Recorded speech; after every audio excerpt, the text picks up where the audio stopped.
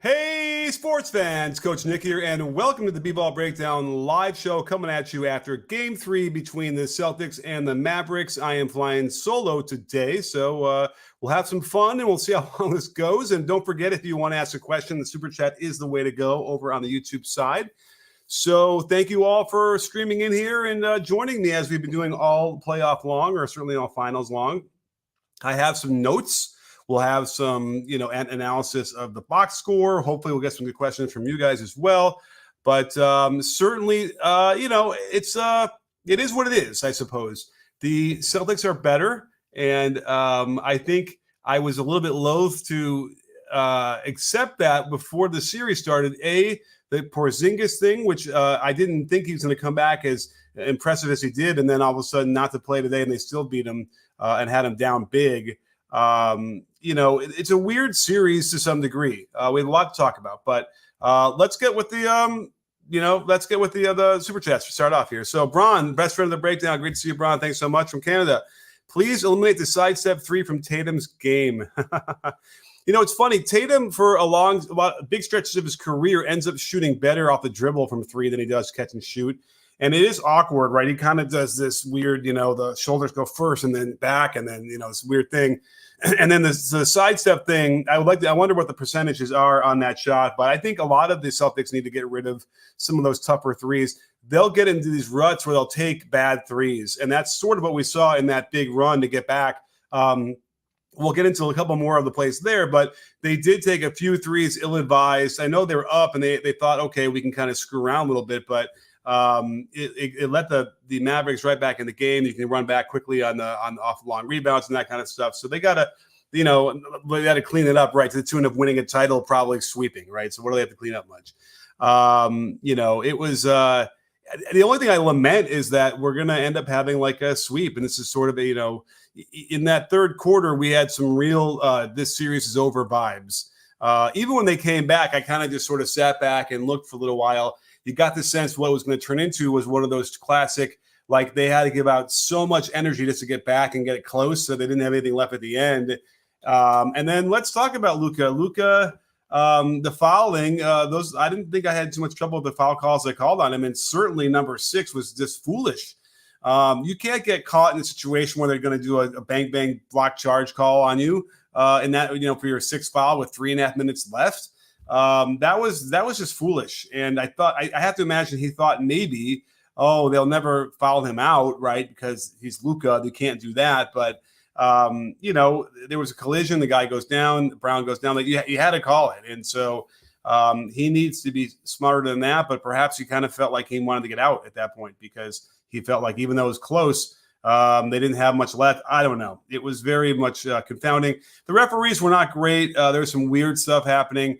If you remember that Lively inbound where he quickly taps it to Luka, remember, all you got to do is get one foot out of bounds, the other foot up in the air, and then you can touch the ball, and then before you step back into bounds. That's all he did. He had both feet in the ground pretty much when he knocked the ball into Luka.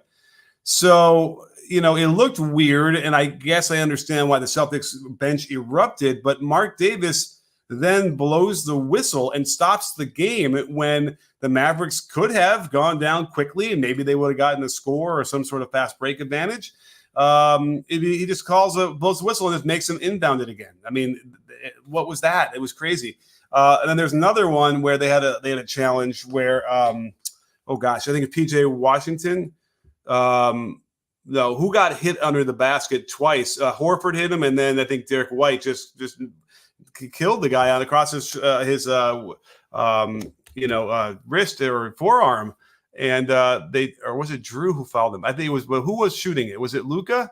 Somebody help me in the comments now. I'm blanking. Maybe I wrote it down in my notes. But again, like, how could that be? How can you have to you have to challenge that, and then B, you have to somehow not win that challenge? That should have been a foul every day of the week. So, it doesn't really change the outcome at that point. But I was just kind of weird. And then the game 2 refereeing was not very good either. I pointed out, some travel calls they missed, and just some weird stuff. So, it started out really well for the Mavericks. They did all the things they outlined in the video.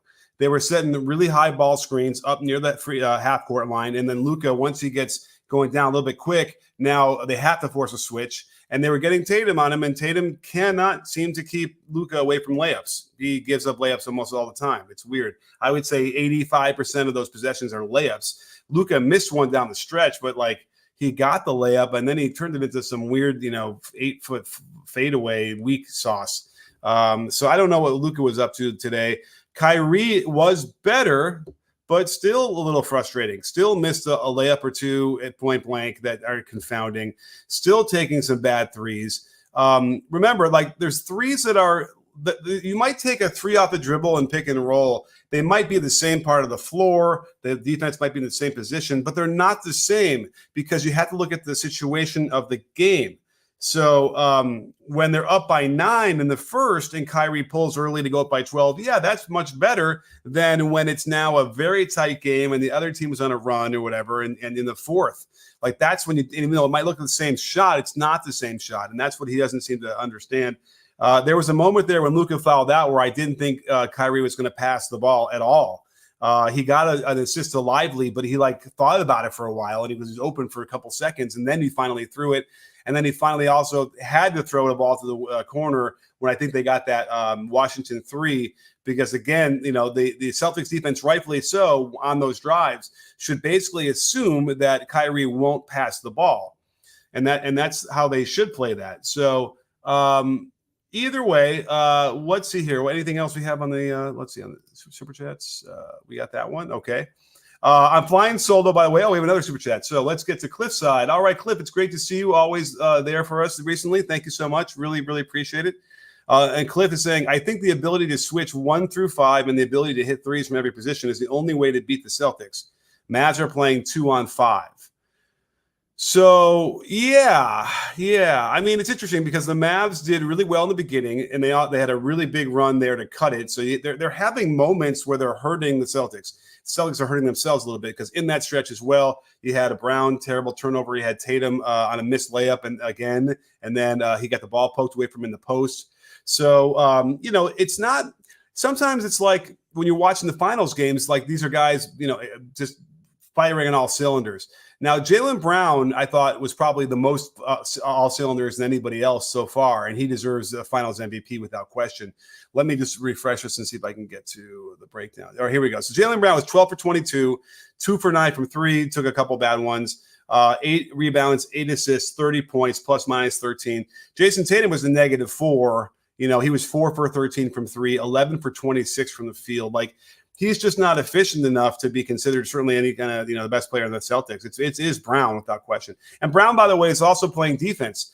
He is guarding Luka on every possession he's in pretty much and picking him up early and making Luka turn his back. And if they ever do get switches, it's like Luka's already had to work a little bit for that. So that's part of it. So there are ways, and again, what else did they do? They finally stopped trying to bring Horford up in the pick and roll. Horford was guarding Jones Jr. Again, they didn't change that at all.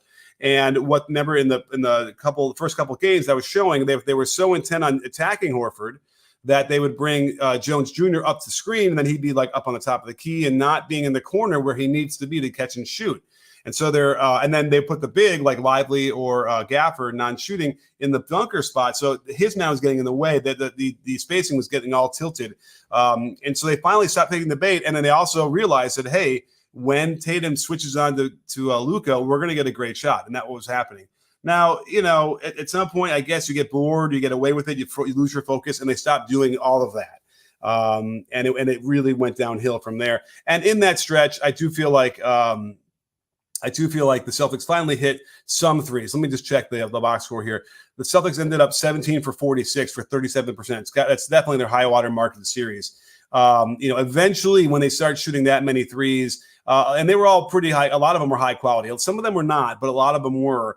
Eventually, those were going to start falling to some degree, and that was what gave them that huge spurt. And then they were not going to lose it. So let me just get a quick email out here because I see Chris out there in the comment section. We might as well get him in here and get his takes because it's always nice to hear a different voice as well. So let's do that. But I want to hear from you guys. So if you have any other comments, lay them down there. To a super chat, whatever you like, and we'll answer them for you. Okay, let's keep going here. Let's get to, and let me open up this so I don't miss any super chats. Let's see here. Okay, so that's interesting. It's not letting me see all my starred. Okay, well, anyway, I'll just scroll. I will scroll, and I will find we have more super chats coming up. Where is Cliffside again? Here we go. Thank you so much, Cliffside. Have we had a great Classic final since 2016?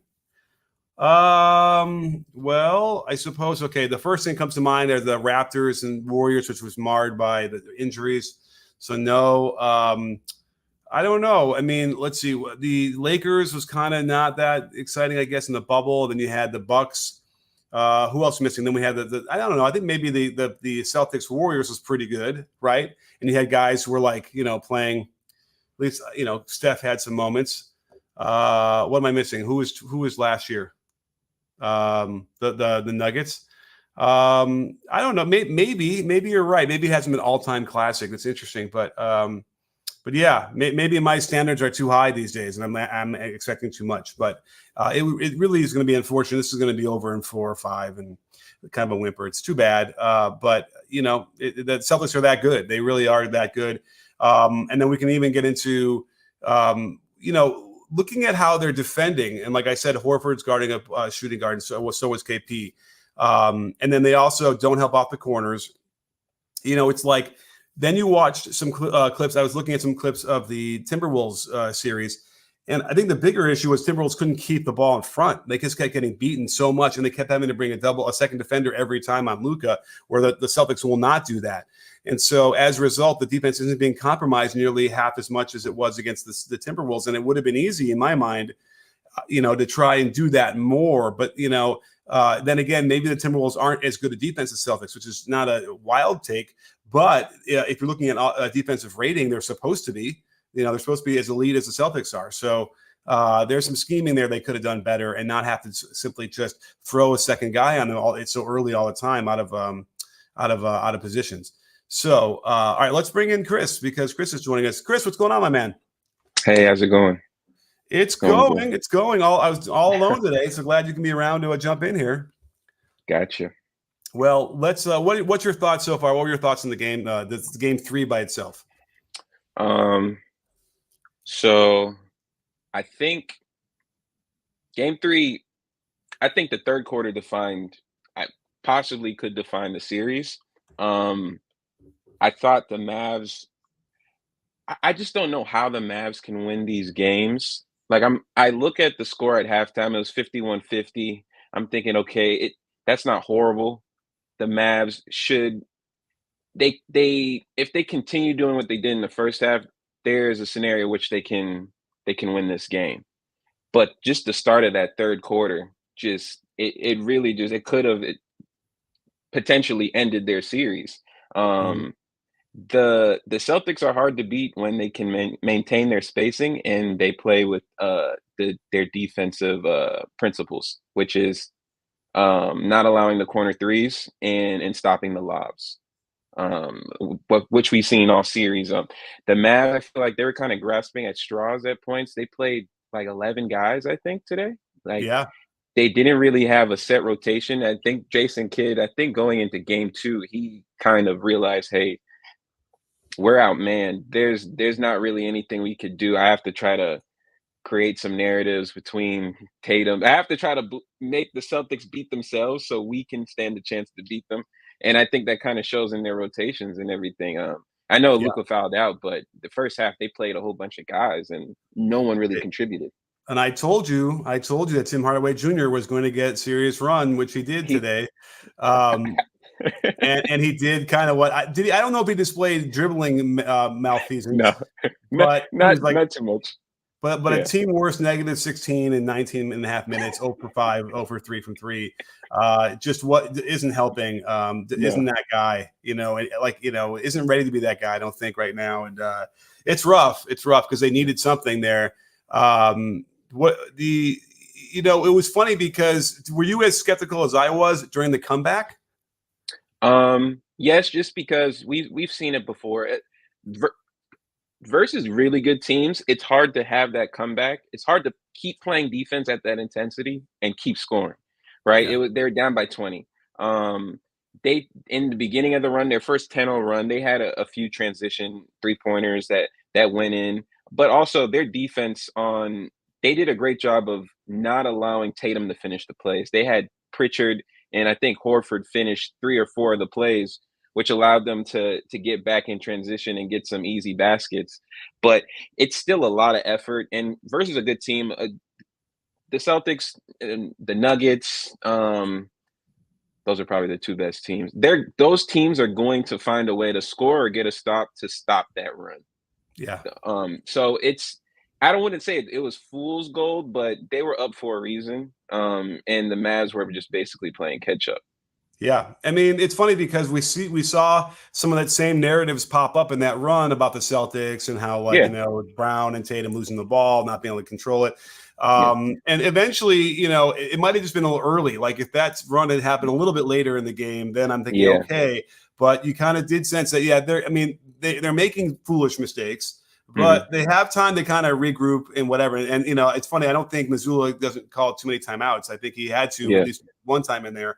But yeah, it was it just felt like like I said earlier, the classic. They're going to expend so much energy just coming back. They're not going to have anything left for the end.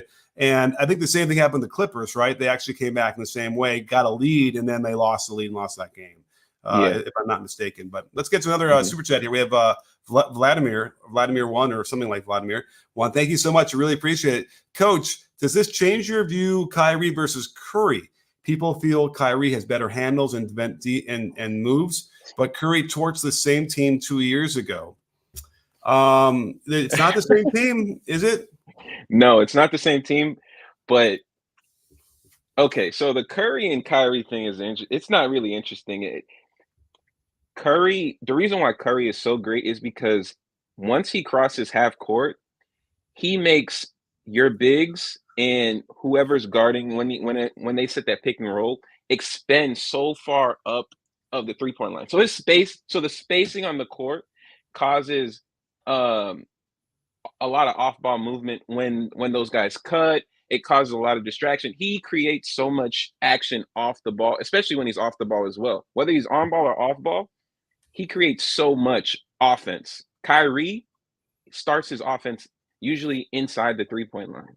So the defenses can collapse on you more easily than they could versus Curry because he starts his offense 30 feet behind the 3-point line, which it's hard for any defense to expend their guys so far away from the basket to help. Absolutely. I mean, but I think the key for me would be also the off the ball stuff. What Kyrie does not do, really. No. In fact, the thing that's annoying about the Mavericks offense is that like Kid has some pistol action where they'll set a down screen for Kyrie or Luka coming out of the corner and then a handoff, but it takes so long. Like they come off the pin down and they kind of stop.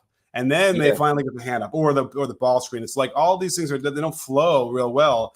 And then certainly Kyrie is being tortured by Drew Holiday. Like having Drew on his team to hound him has just been, you know, I'm sure he's waking up with sweats, you know, Kyrie is, because, you know, if he's not stopping you, he's like making you almost lose the ball every time, forcing you to your offhand more than you would want to be. And that's a big part of it. So, you know, I know Jaylen Brown's going to win, you know, Finals MVP, but they better give a couple votes to Drew, I think, for what he's been doing on both sides. I mean, that pass he made, also that lefty pass. Is he one of those guys? I think he's a lefty normally, right? No, is he like right with his left hand? He's probably ambidextrous. He strikes me as that guy because he finishes with his left hand as much as not as much, but like a lot.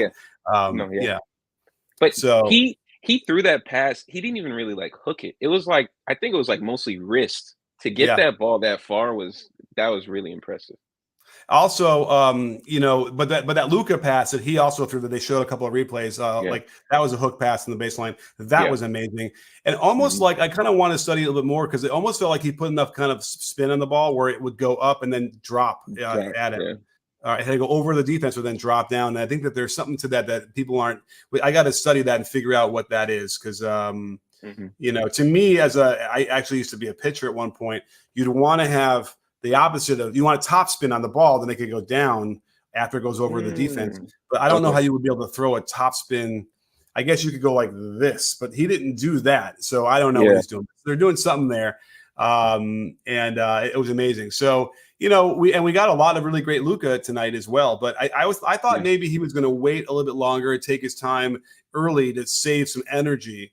And he kind of did it, but then he went on that run. Like in game 2, he went on the run. He scored 20-some points in the first half, and was not nearly as effective in the second half. Yeah, I think he actually really hurt them this game. I think that his complaining in just the whole game got them out of position a lot, especially in transition. Got them mismatched their matchups when getting back down on the court, and also he got tired a lot quicker than I thought he would this game. They had the 3 days off. It was, I want to say, like midway through the second quarter, I could tell he wasn't really getting back. He low energy. I guess the pressure from the Celtics picking him up full court is starting to get to him sooner and sooner in these games. I was surprised how tired he got so quickly tonight. For sure. And the solution simply is don't have him bringing the ball up. Give him some rest on that end too. I think the risk you run though is if he gets disengaged from the offense to start like that, then he doesn't get back engaged sometimes. Exactly. Sometimes he gets in the corner and they run things out off of that for him, and he's great at that. He turns the corner and get in the lane. And again, we saw him, Tatum cannot guard him. Tatum cannot keep him from getting layups pretty much. But they went away from that. What's that? Yeah. No, I said in the first half he was getting Luka got to his spots in the first half. Tatum couldn't really. I thought Tatum tried to the first half he didn't try to take away his right. He let him go right almost every single time and let him keep going back. He would go left and then go right back to the right, and Tatum let him just go there. Second half, I think he did a better job, but it could just be because he was just tired. So I mean, listen, the Celtics at this point up 3-0, they could start screwing around a little bit here. They could double in a little bit. They could find out what's going to happen. That said, they're not, right? They're not giving him any short rolls, which is what was killing all the other teams. And so it's like, and that's what I was saying about the Timberwolves. It was like they didn't really adjust. They didn't really try different things. They just continued to like, okay, we got to double him, and then we got to double Kyrie if we can. And they were giving up the advantage so easily that way. And Gapper and those guys and Lively can do some damage in the short roll situation. And then when you try and stop that, then you have Luka to hurt you. But at the very least, it's night and day when you look at how the Celtics approach the defensive end of it. And I guess they're better, right? They are better than Minnesota is defensively. I think is that safe to say? Yeah, but I think it's their schemes. Like I said, they stick to their principles. They don't allow the Mavs kind of like to dictate what they're going to do. They say, hey, this is the things they know you're going to do these two things, and we're going to take those two things away. Minnesota they have the personnel to scheme against them. I just don't know what it was. I guess they had the wrong guys in the room, couldn't figure it out. I mean, I guess every team has the same information, right? It's just whoever the coach is and what they believe in at the end of the day. That's a good point as well. And I think that they just weren't necessarily creative enough. I mean, because what would the equivalent be for the Timberwolves? It would have been putting Rudy on Derek Jones Jr. Yeah. Yep. And you wouldn't want, when Luka brings up that screen, you wouldn't want him to switch on Rudy after that was the game one when he hit the step back on him. So what do they do? Do they scram him out, or do they just hard double? Well, the Celtics, because in the first couple of games, Celtics were doing that, and here's what was going on. Because they were bringing up Horford's man, it was Derek Jones Jr. instead of a big. There's now no real role threat, and then the big is in the dunker spot, and then that means that Tatum can kind of zone up down the bottom and take some stuff away as well. They made the spacing all screwy, right? Instead of having PJ in one corner and Derek Jones Jr. in the other corner.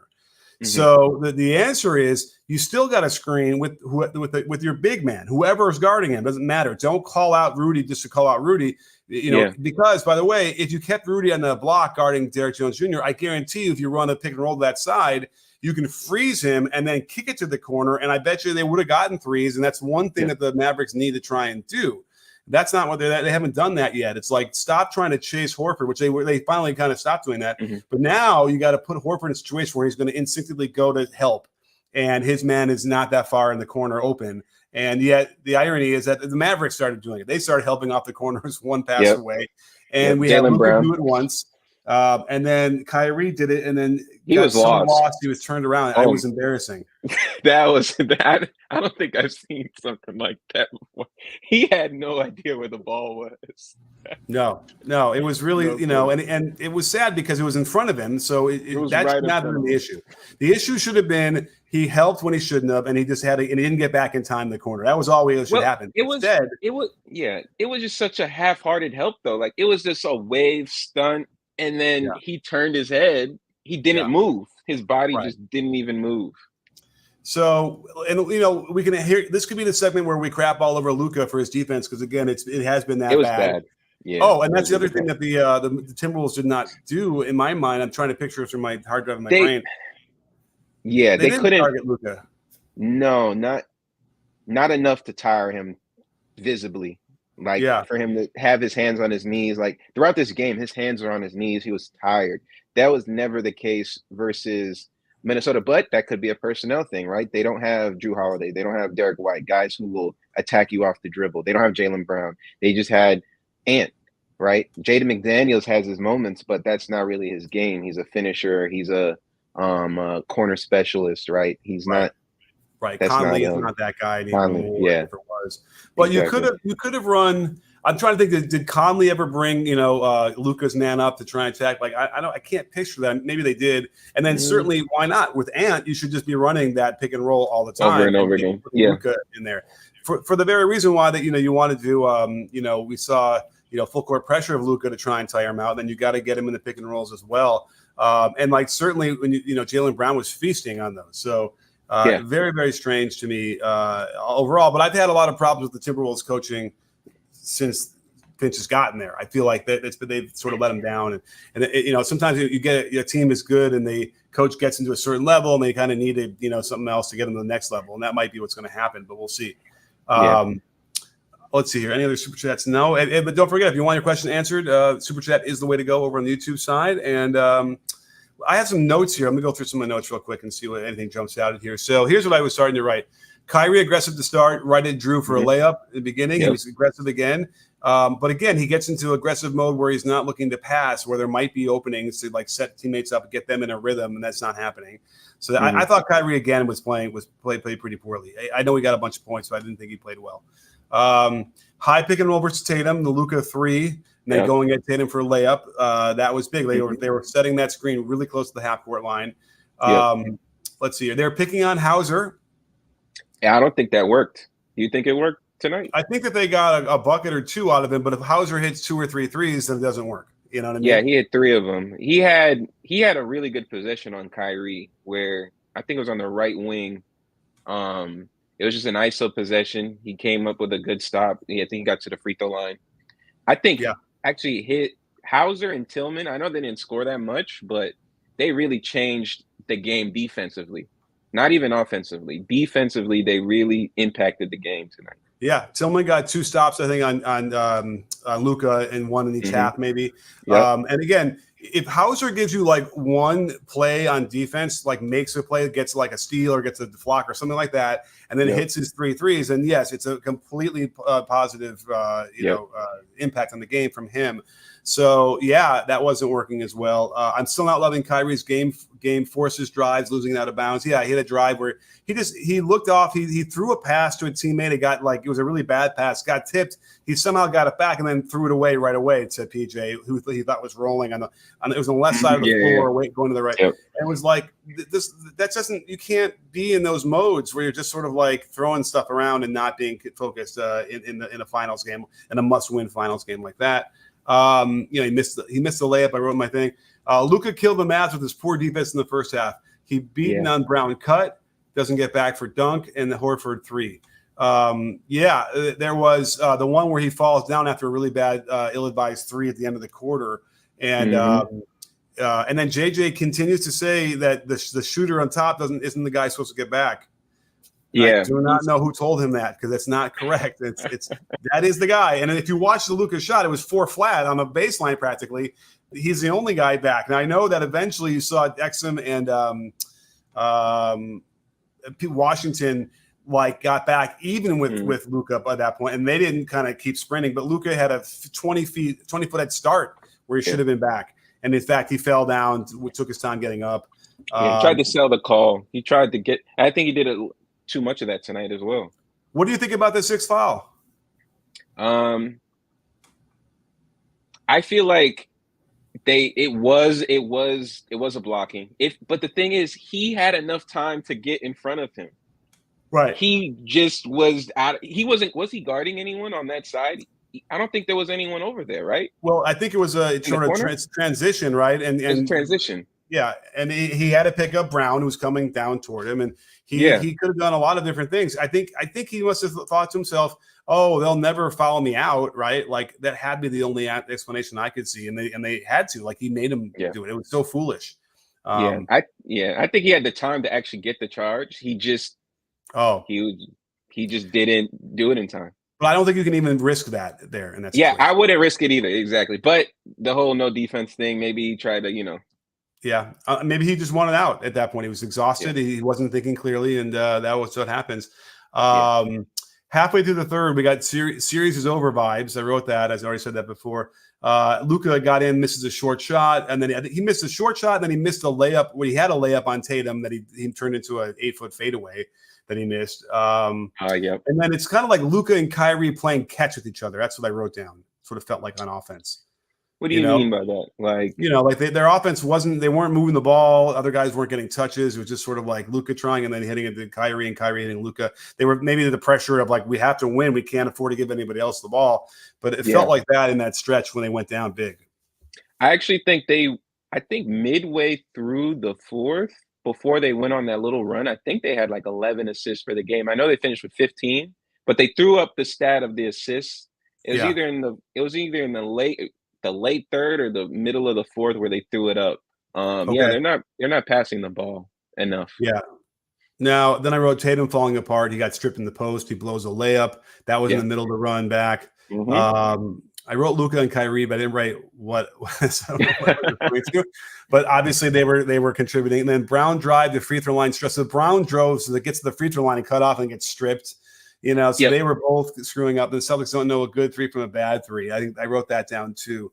And that's true. I mean, when you shoot 47 threes, you're going to have, that many, you're going to have 10 bad threes at least, I would imagine. And they did. And it's a question of when. Did you hear what Tatum said in the timeout where they had him mic'd up?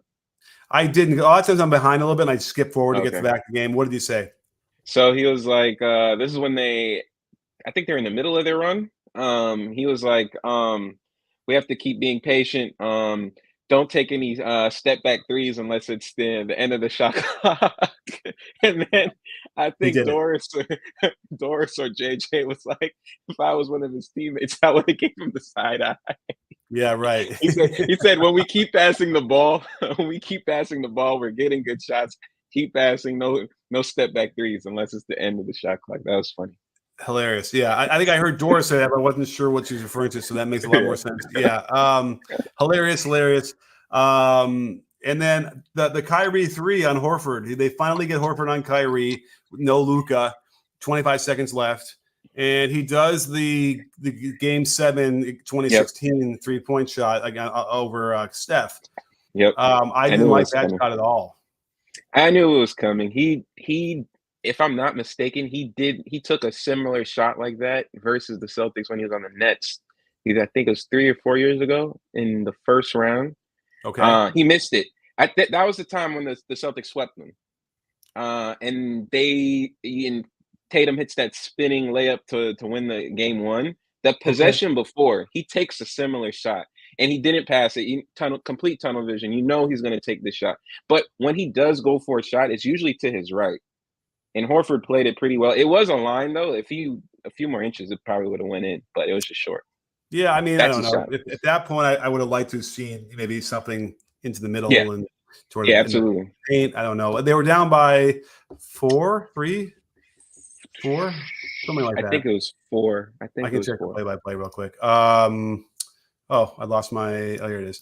I didn't like it. Didn't like it at all. Let me scroll down here. That was 25 seconds left. The score was, it was 102.98. It was a 4-point game. Yeah. So, A 2 and a 3 are, I don't know. Anyway, let's see here. Here's another super chat. So thanks so much, Voice of Reason. Thank you so much. Welcome to the conversation. Jason Kidd killed that run and the crowd energy of the timeout with 6 minutes left. Okay, that's interesting. My memory of that timeout that he called was because the Celtics scored, right, off of a score. And let's look at that. Was it off of a score? I think it was just off of out of bounds. It went out of bounds or something happened. But the game was chaotic at that time. Neither team was really scoring. It was just chaos. He needed to draw something up to keep the momentum. I remember that one. Yeah. Where is it? Dallas timeout. So it's 5:25. It looks like. So, but wait, if that's wait a minute. Is it 5:25? Because in the play-by-play now, I'm looking at this. Washington misses a 3, and then Holiday hits it. No, he missed a 3. I thought he made the 3. Holiday missed the 3, and then Lively gets the rebound. They call timeout. But then they trade missed shots. Luka gets his 5th foul, and they call another timeout. That was interesting too. So I'm not sure now which one. Oh no! Forgive me. The Dallas timeout was at 4 minutes to go, 4:12.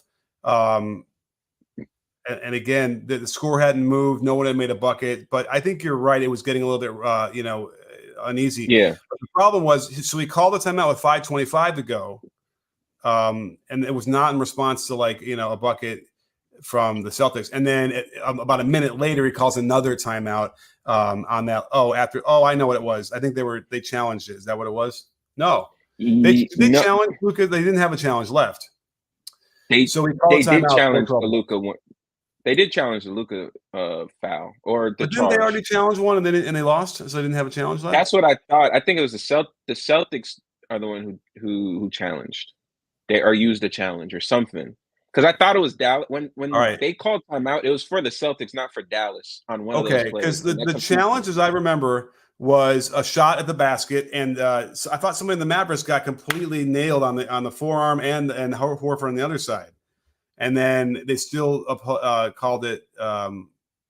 They gave it to the Celtics. I'll have to go back. I'm losing my mind now, unless someone can tell me in the comments. But so that's the question is did he kill the run? I don't know. At that point, it seemed like the run had subsided and it was okay to call a timeout.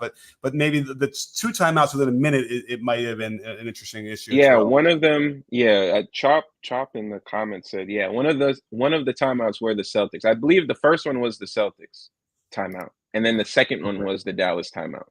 All right. Well, here's the thing: 5:25 Dallas, 4:38 Boston, 4:12 Dallas. Timeouts. Okay, so it's that 4:12 that I'm after Luka fouls out that I'm wondering. I'm trying to remember why they called that or what that was about. Because it wasn't. Again, you don't. I'm almost positive the Dallas Mavericks did not have a challenge left at that point. I guess I could look it up. Let me just do this real quick. Because I know. If I just know they used their last one with that Luka charge where he fell down. Or blocking. The 6th foul, that was their challenge? All right, It's not saying challenge at all. Well, let's see. I was looking for the word challenge. What else was there? What's the other word for it? Anyway, all right, well, I'll figure it out for the video, I guess, tomorrow.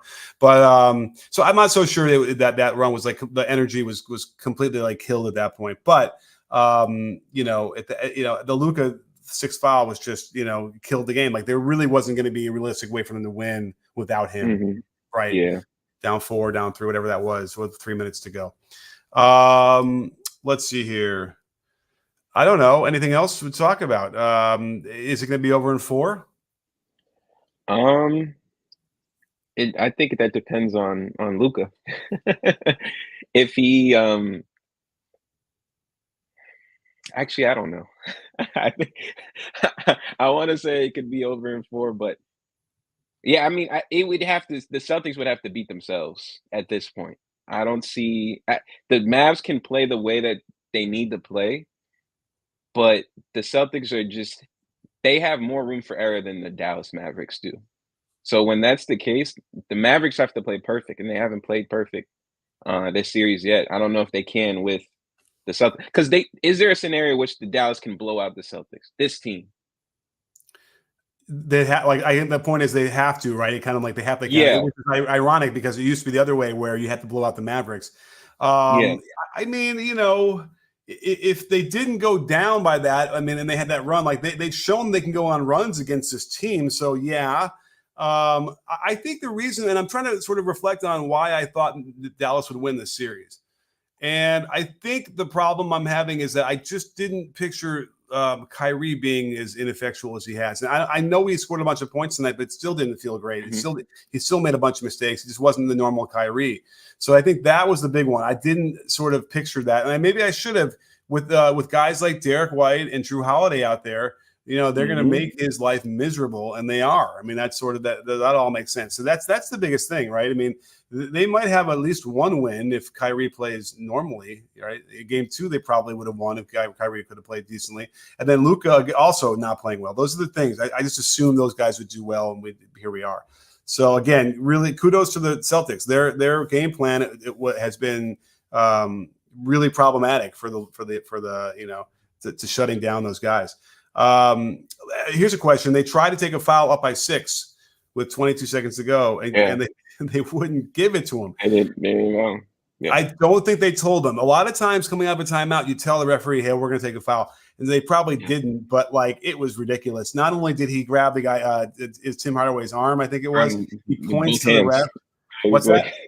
No, I said he grabbed him with like both hands. Yeah, I think he pulled his jersey. It was like some sort of tango dance move, and they didn't call it. But again, that's not a bad. I actually like that notion of like, and I know I think LeBron and JG were talking about it in their pod about that, like following up 4, up 5, or up 6. You know, you can do that too, and that way you don't give them a chance to have a 2-possession game.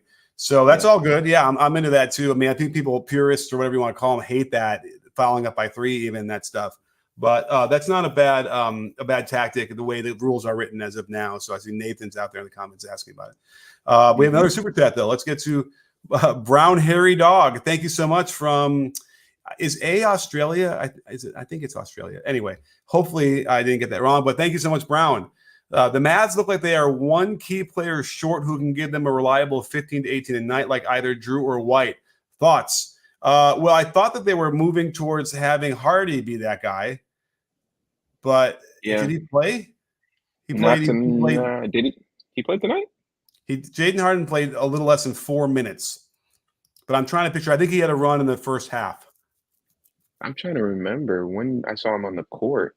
I thought Hardaway got checked in first before him. He did. I believe he did, and he got the bulk of those minutes. But he snuck in there. I think. I want to say it was the first half. Actually, let me see now. I can tell you. I didn't see him in the second. Definitely not in the second half. Couldn't have been in the second. All right. Let me, if I can refresh this. Okay, here we go. So if I go first half, let's see what the minutes are for him. It was all in the first half. So 0 for 1. You know, it was quick. I just feel like the other thing is a lot of times at this point of the season, you have your rotation set. You know who you guys are. You had your 8 solid guys you're going to play. And it doesn't feel like kids doing that, right? You know, Kleba, it does not look good. He's been better, but he's, and by the way, he's played a bunch of games in the playoffs. It's not like he came back like last round. He's played enough where you kind of get in the flow by now, but he's not. He looks tentative. It's. Really I don't think he trusts his shoulder. He doesn't trust his shoulder. He wouldn't take that above the break 3. And I think they were referring to they showed the camera to Luka, and after he passed it to the corner. Oh, I remember that was Jaden Hardy in that corner. So yeah, he did play in that first half. They panned the camera to Luka right after he passed after Kleba passed the ball, and he's just like, why isn't he shooting? Like he needs to, but he's not taking those shots. And anytime, especially in the playoffs, in the finals, if the guy hesitates to take a 3, it automatically kills your offense every single time. It like just goes down. Your chances of scoring that on that possession just dips every single time. Yeah. Like most likely, if you got a catch for a 3 that's open, you probably won't get a better shot after that. Certainly, especially if there's like only 10 seconds to the clock. So, it's frustrating watching that. And then, it's like, so for instance, let's look at the minute breakdown here from both teams. It's like you have the Celtics are playing Brown and Tatum 41 minutes each. Horford plays 36 because of KP. Derek White plays 41. Drew Holiday plays 41. Then, so they throw Tillman out there. Hauser and Pritchard have been getting their consistent, 12 to 15 minutes. I don't think that's wavered if I go look at the game log. But, Derek Jones, is this right for the whole game? Derek Jones Jr. played less than 16 minutes tonight. Yeah, it's because of the shooting. They tried to put more shooting on the floor, but when they're not good defenders, so I know, but Jones can shoot the three in the corner. Like, it's not like he's not there. PJ played 38. Gafford played 16. Lively played 30. I thought Lively did help them finally. Probably the best game he's had in the finals. Finally, yeah. And Luka didn't play much in the second half. Lively? No, Gafford. No, not at all. In fact, in the second half, Gafford only played, 5 minutes. He got his first run probably to start the third quarter, and that was it. And again, it's frustrating. They didn't mind any of that post-up stuff against Tatum that they had found earlier. They didn't do any of that. It's strange. So that's part of the coaching and the tactics is like, if Luka has control of the offense, you still got to be there to be able to tell him, hey, we need to get this going, call the play out of the timeouts or out of stoppage and plays. They just don't seem to be doing that. And then again, the rotations are just sort of haphazard game to game for them. It feels like certainly more than the Celtics. And I think that's a big difference there. So it's hard. It's hard. Tim Hardaway Jr. hasn't gotten any run. Then you throw him in there for 20 minutes. It's like, that's tough for him. So that's another problem. But so do they need one more key player? Like, yeah, they need a guy like what Jaden Hardy was doing a little bit where he can dribble and create something, into the mid range. They need that, and they don't have that from anybody else. Yeah, they just need a few more two-way players, guys that the Celtics can't. They have to stay on their man. They can't help and close gaps when on these drives and help out. Right. So, and they certainly they can gamble with those players and find out, hey, let's see what they're going to do. And then they can adjust. That's the beauty of it. Is Mazzulla, by the way, has become a much better coach. I don't think he was as good of a coach last year and the year before. So this is much better. Like, and I know they got, Sam Cassell on the staff and maybe somebody else. His coaching staff. They're ruthlessly organized now. They kind of understand how to make this all work. And this is, Kid is still, I guess in that mode where he's figuring some things out as well. And so we'll see. I mean, they're not going to come back. Maybe they win a game and then it's over back in Boston in game 5. It won't go any longer than 5. I can't believe they're going to solve anything suddenly and then, get back in the series. Yeah, I mean, tonight was the game. KP is out. You would think that would help, or not help, but just give the team a little bit more confidence. Maybe find some things. Hey, KP was doing this for this team, so they can't do these things. So maybe we need to capitalize on these things that he can't do, like with the stretching of the floor. Their spacing is different with Al Horford playing these minutes and Tillman. I think they did help off Tillman actually a good amount. There were some possessions where he had a lot of space to work with, but he had some dribble handoffs. The Celtics went into dribble handoffs on those possessions to eat up that space. But they also got a drive, and they helped off of Tillman, and so I got mad because they helped one pass away off the corner, and it was really easy 3. And then I realized Tillman hadn't even shot a 3 for months or whatever. He hadn't shot a 3. So. Yeah. Once they traded for him, they tried to get him to take corner threes. He was just never really making them. And he made one tonight. Yeah, so you know what? Maybe I have less of a problem with them helping off of him there, but but professional players, when you do that, they're gonna make that 3, even if they're not shooters generally. So that was frustrating. And then they did it, and then the Kyrie did it on his own, and that was off of Drew. So that was right. Well, Drew, no, it was off of Brown. Who hit the shot. Brown was in the background shooting while he was turning the wrong way. So, there's that, and that's sort of like attention to detail defensively. And even if you're not going to be a plus defender like that, you still got to be able to, adhere to principles like that. Yep. And he didn't. So, anyway, you know what? It is what it is. The Celtics deserve to be in this situation and this position. I just lament that we're not going to get a better series, and we haven't had these games have not been, epic at all, and that's just Yeah. too bad. I wonder what the ratings are like. I'm sensing they're kind of not that great. I don't know.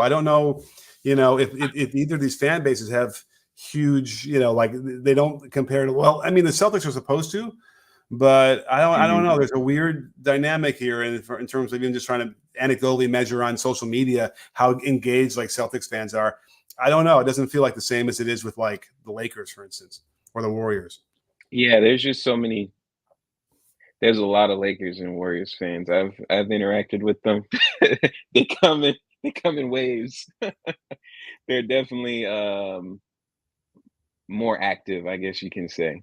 Yeah. I think, but I saw something about Game 2 having a lot of viewership though Oh, for really? this past Okay. series. Yeah, yeah. I saw something on Twitter Oh, about okay. or X. Yeah, Well, that's good. Game In the 2 had a middle of lot.